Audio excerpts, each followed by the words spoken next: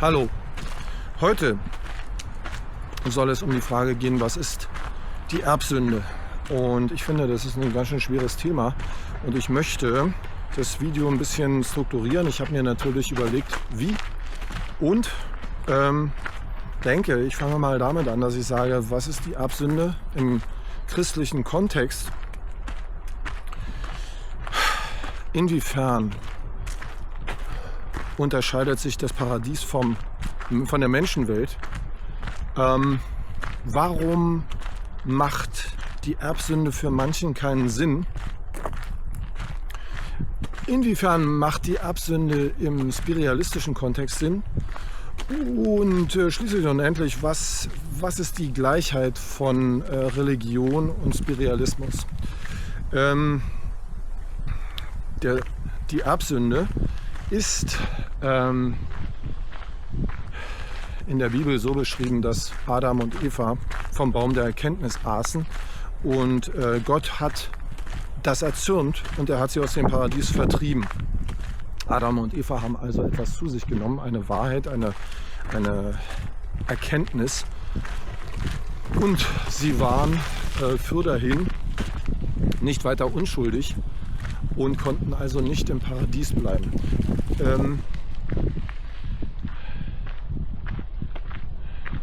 Diese Sünde, die sie also aus dem Paradies vertrieb, geht an ihre Nachkommen über, also an alle Menschen. Alle Menschen sind ja die Nachkommen von Adam und Eva, laut Bibel. Für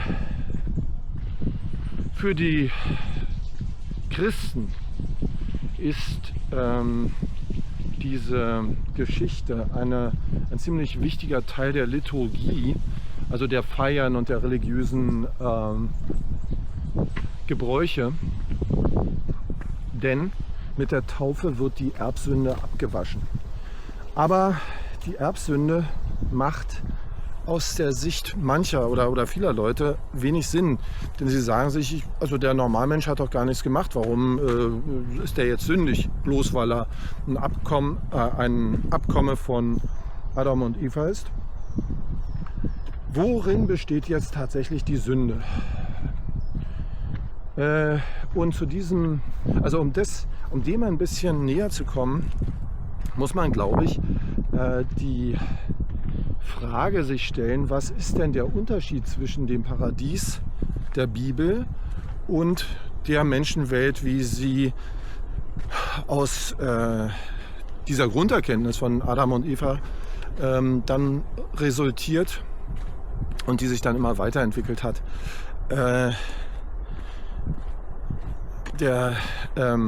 Ich hatte in so einem anderen Video, hatte ich das mal erwähnt, also der Eckhart Tolle, der hat ja ein wirklich sehr schönes Buch geschrieben namens Jetzt, und in diesem Buch kommt also der Satz vor, was würde der Adler sagen, wenn man ihn fragen würde, wie spät es ist?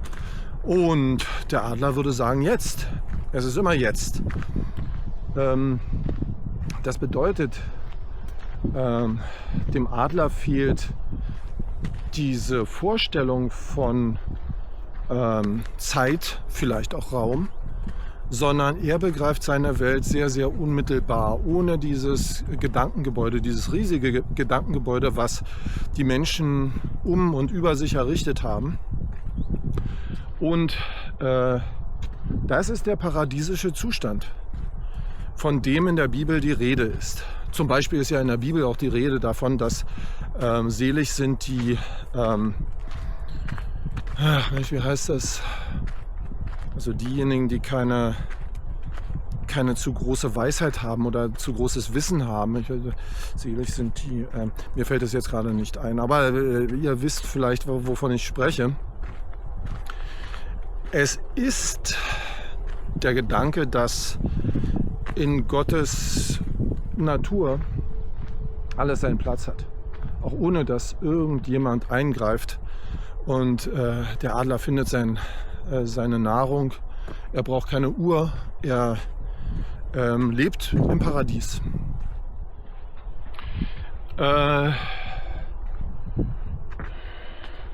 Ich hatte jetzt auch gesagt, warum das aus mancher Sicht keinen Sinn macht, denn wie gesagt, die Leute fühlen sich nicht schuldig wegen irgendwas, was sie gar nicht gemacht haben, sondern sie fragen sich, was ist denn nun da die Schuld? Und aus spiritualistischer Sicht ist es ja so, dass die Welt in dem Sinne nicht als objektive Tatsache existiert, sondern als Relation. Also ein Objekt bezieht sich auf das andere und ohne dieses sich aufeinander beziehen wäre das Gesamte nicht da. Das ist das Konzept des Spiritualismus, weil er sagt, Materie im eigentlichen Sinn gibt es nicht. Demzufolge gibt es auch diese Wahrheit nicht, von der immer die Rede ist, objektive Wahrheit und so. Es gäbe nur eine Wahrheit und die hat dann der Mensch zum Beispiel als Krone der Schöpfung und so weiter. Ich hatte das schon des Öfteren mal dargelegt. Aus der Sicht des Spiritualismus ist es eben so, dass eine solche objektive Wahrheit nicht existiert und dass alle Aussagen, die man treffen kann, immer nur eine Relation sind zu etwas anderem. Beispielsweise ist die Aussage, etwas sei gut, nur richtig in Hinsicht auf eine bestimmte Relation.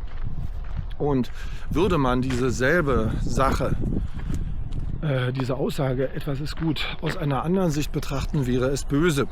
Ich habe da als Beispiel eigentlich immer, sagen wir mal,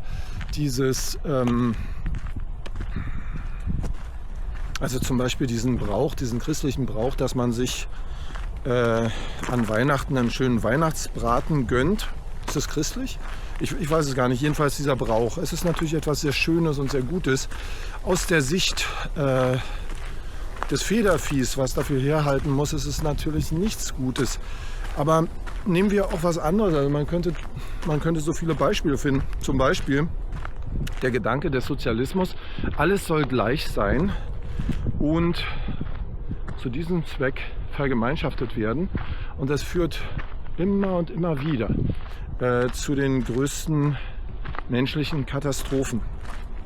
Sodass man sagen kann, das ist also ein Beispiel dafür, wie Menschen aus einer bestimmten Sichtweise heraus etwas Gutes wollen und es wird aber daraus etwas Schlechtes.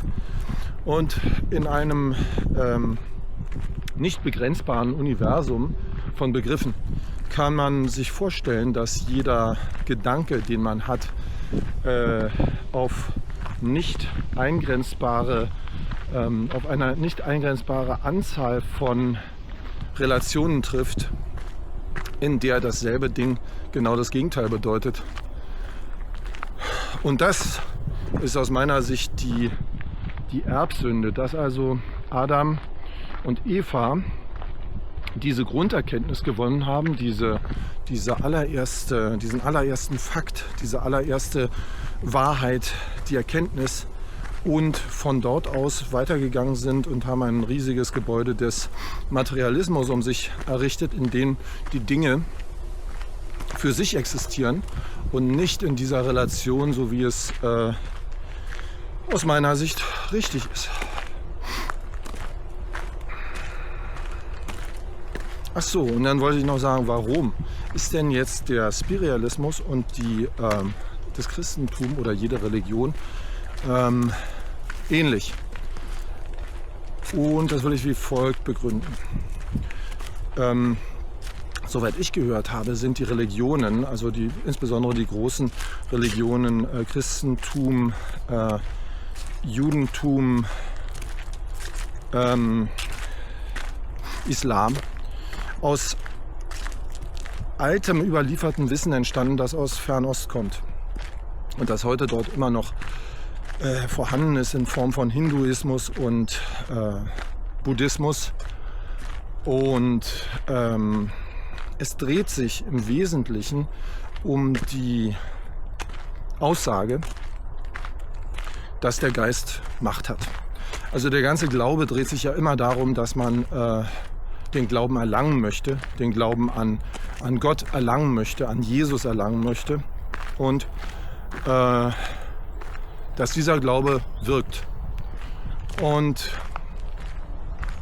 der Spiritualismus sieht es so, dieser Glaube wirkt auch, so wie jeder Glaube, beispielsweise der Glaube an das Atom erwirkt. Und das ist eigentlich die Ähnlichkeit der Religion auch mit dem Spiritualismus. Dass dem Spiritualismus eben dieses Denken an eine objektive Wahrheit fehlt oder oder wie der Spiritualismus es nennt, die Materie im Außen. Die Religion drückt das nicht so aus, aber sie hat als Kern des ganzen Gedankengebäudes den Gedanken, dass der Glaube wirkt, dass der Glaube die Dinge bewegt. Und ich würde sagen, dass die Religion ihren Erfolg, den sie ja zweifellos hatte und immer noch hat, daraus bezieht, dass die Menschen fühlen, dass das eine Wahrheit hat. Dass das also eine Wahrheit ist, die tatsächlich funktioniert und die immer wieder in jeder Generation neu geprüft wird und ihre Berechtigung hat. Und insofern ist meiner Ansicht nach diese Sichtweise der Erbsünde aus der Sicht des Spiritualismus vielleicht ein kleines bisschen erklärender, als wenn man sagt, die Erbsünde ist einfach das, was auf euch kommt von dem Sündenfall in der Bibel, dem Essen vom Baum der Erkenntnis. Und und das wollte ich in diesem Video mal darlegen. Ich hoffe, ich konnte mich verständlich machen. Es ist ein bisschen kompliziert, glaube ich. Also bis dann erstmal. Wiedersehen und tschüss.